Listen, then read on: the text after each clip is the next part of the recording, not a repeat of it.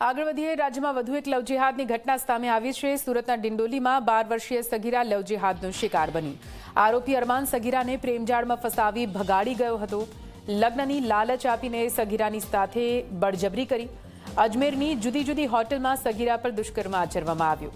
સગીરા પર દુષ્કર્મ ગુજારનાર સામે ડિંડોલીમાં ગુનો દાખલ કરવામાં આવ્યો છે। આરોપી અરમાન ઉર્ફે અમ્મુ રાજુ ખાટીકની ધરપકડ કરાઈ છે।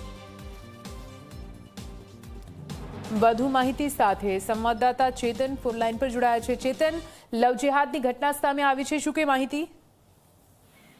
જી બિલકુલ થી સુરતના ડિંડોલી વિસ્તારમાં ફરી એક વખત લવ જેહાદનો જે કિસ્સો છે તે સામે આવ્યો છે।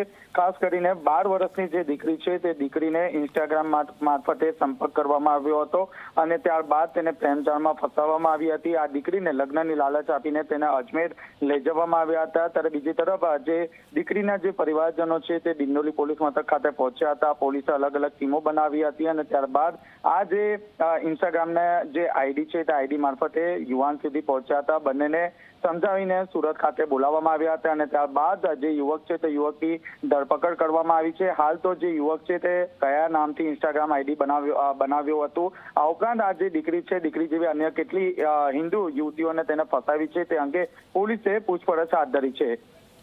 બિલકુલથી આભાર પૂરી માહિતી માટે ચેતન। તો રાજ્યમાં વધુ એક લવ જેહાદની ઘટના સુરતથી સામે આવી છે, જ્યાં 12 વર્ષીય સગીરા લવ જેહાદનો શિકાર બની છે।